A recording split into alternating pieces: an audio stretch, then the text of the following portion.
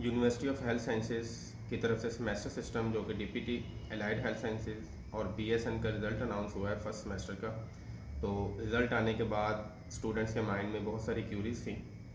जैसे result card के ऊपर लिखा हुआ था कि आप प्रमोटेड हैं या प्रोविजनली प्रमोटेड हैं। उसके अलावा आपकी डिस्टिंक्शन कितने मार्क्स पे आएगी, आपके जो फाइनल रिज़ल्ट में मार्क्स हैं वो किन बेसिस पे बने हुए हैं। उसके अलावा जो अगर किसी का कोई सब्जेक्ट फेल है तो वो सप्ली एग्ज़ाम कब होगा, उसके जो पेपर हैं वो कब होंगे। उसके अलावा जो आपके टोटल मार्क्स लिखे हुए हैं, आपकी जो रिज़ल्ट कार्ड आया है तो वो किस तरह बने हैं, ये क्वेश्चन।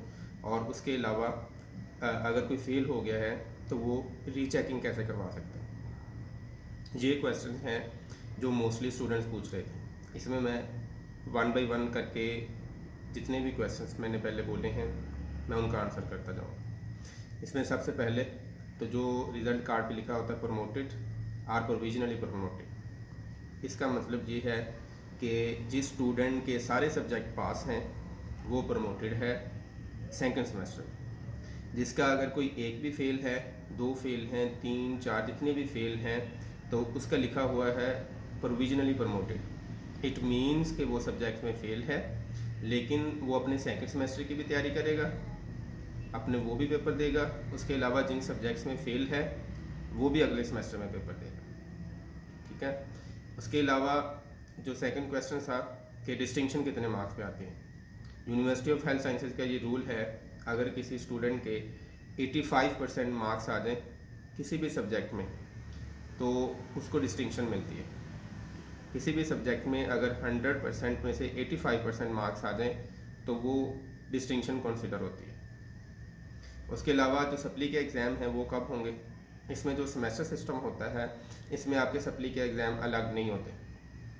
जो एनुअल सिस्टम है उसमें आपका पहला एनुअल होता है, अगर किसी को कोई सप्ली आ जाए तो उसका फिर सप्ली एग्ज़ाम होता है 40 डेज़ के बाद। लेकिन जो सेमेस्टर सिस्टम होता है इसमें आपने जो अगला सेमेस्टर है, मतलब आपका एक सेमेस्टर हो गया, आपका रिजल्ट आया, आपका एक सब्जेक्ट फेल हो गया, आपने अगले सेमेस्टर में आपने जो सेकंड सेमेस्टर है उसके सारे एग्ज़ाम देने हैं। और जो फर्स्ट सेमेस्टर का आपका एक पेपर रह गया, दो पेपर रह गए, तीन पेपर रह गए हैं, जो फर्स्ट सेमेस्टर के पेपर होंगे उसी में ही आपने एग्ज़ाम देने हैं और उसी में से आपने पास करना है। आपका अलग से कोई सप्ली एग्ज़ाम नहीं होगा। तो इसी तरह आपने वो सारा पास करना है। उसके अलावा जो आपके जो टोटल मार्क्स आए हैं आपके जो रिज़ल्ट कार्ड पे, वो जस्ट आपके जो यूएचएस ने एग्ज़ाम लिया है थ्योरी पेपर उसके मार्क्स नहीं हैं। जो आपकी जीपीए बनी है, जो आपकी परसेंटेज लिखी हुई है आपके रिज़ल्ट कार्ड के ऊपर, वो आपके टोटल मार्क्स हैं। इट मीन्स अगर आपने असेसमेंट की जो पहली वीडियो मैंने अपलोड की थी यूनिवर्सिटी ऑफ हेल्थ साइंसेज के सेमेस्टर सिस्टम में, उसमें मैंने हर सब्जेक्ट का बताया था कि ये कितने इसके क्रेडिट आ रहे हैं और उसकी जो मार्क्स हैं वो कैसे बनेंगे। वो मैंने सारी जो वीडियोस हैं वो अपलोड की हुई हैं यूट्यूब चैनल पे हाफिज़ अल पर सीरीज़ के। आप उनको जाके उधर से देख भी सकते हैं और अंडरस्टैंड भी कर सकते हैं। अभी मैं आपको बता देता हूँ, आपका जो फाइनल एग्ज़ाम आया है फर्स्ट सेमेस्टर का जो रिज़ल्ट आया है वो 100% मार्क्स का आया है। लेकिन जो आपकी असेसमेंट है उसमें आपके जो 80% मार्क्स हैं वो आपके काउंट होते हैं आपके जो फाइनल एग्ज़ाम यूएचएस में आपने दिया है। ठीक है।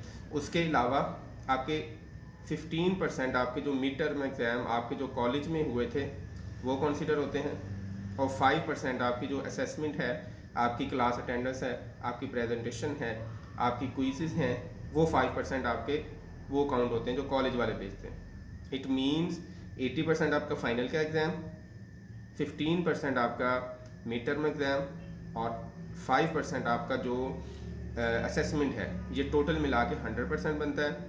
और आपके इस 100% में से आपका जो अभी फर्स्ट सेमेस्टर का फाइनल एग्ज़ाम का रिज़ल्ट आया है वो इन तीनों को टोटल को मिला के आपका रिज़ल्ट कार्ड आया है। ठीक है। इसमें जस्ट आपका ये नहीं है कि आपने जो फाइनल के एग्ज़ाम दिए हैं उसी में से रिज़ल्ट आया।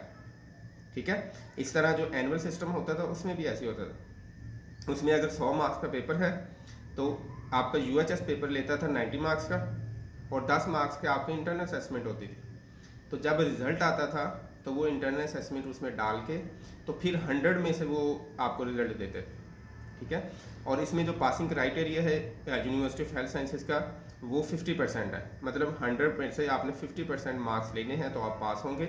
इस तरह आपकी डिस्टिंक्शन है वो 85% मार्क्स पे आएगी, ठीक है।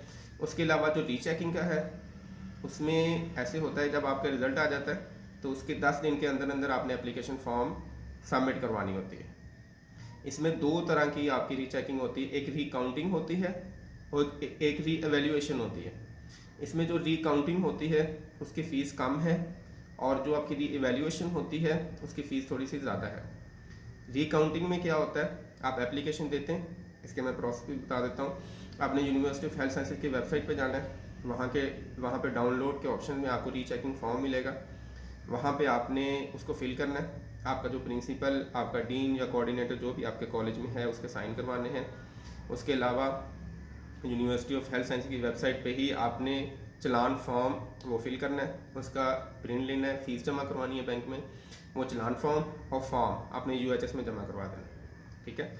और इसमें जो आपकी रीकाउंटिंग है उसमें ये होता है कि आप एप्लीकेशन दे देते हैं, यूनिवर्सिटी ऑफ हेल्थ साइंसेज वाले खुद ही आपका पेपर रीचेक करके आपका जो लेटर बना के आपके कॉलेज में भेज देते हैं कि हमने इसका रिकाउंट किया है तो इसके इतने मार्क्स हैं, इतने मार्क्स नहीं हैं। ये होगी आपकी रिकाउंटिंग। और री इवेल्यूएशन ये होती है कि आपने एप्लीकेशन दी है, उसके बाद 15 से 20 दिन के बाद यूनिवर्सिटी ऑफ हेल्थ साइंसेज आपसे कांटेक्ट करती है, आपके कॉलेज में भी लेटर भेज देती है कि आपका पेपर री इवेल्यूएशन है, आपने इस दिन आ जाना है।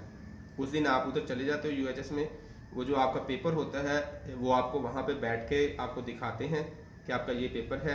अगर कोई आपका जो क्वेश्चन अनचेक्ड रह गया हो तो उसके आपके मार्क्स इंक्लूड हो सकते हैं। अगर कोई आपका पेपर चेक हुआ है, आपके नंबर कम लगे हुए हैं तो वो दोबारा नहीं लगते। अगर कोई अनचेक्ड है तो उसके मार्क्स आपके इंक्रीज हो सकते हैं, या उसकी जो काउंटिंग है उसमें गलती हो तो फिर इंक्रीज हो सकते हैं, अदरवाइज इंक्रीज नहीं हो सकते। आई होप कि मैंने जितनी क्यूरीज थी जो मुझ तक पहुंची थी मैंने उनको एड्रेस किया। इसके अलावा और भी कोई भी चीज़ पूछनी हो आप इस वीडियो के नीचे भी कमेंट कर सकते हैं, या हाफिज़ हेल्पर सीरीज़ के जितने भी प्लेटफॉर्म हैं, यूट्यूब है, फेसबुक है, इंस्टाग्राम है, व्हाट्सएप है या हमारी वेबसाइट है, आप किसी भी प्लेटफॉर्म के थ्रू हमसे कॉन्टैक्ट कर सकते हैं और इंशाल्लाह आपको आपकी जो भी क्यूरीज होगी उनको एड्रेस किया जाए। थैंक यू, अल्लाह हाफिज़।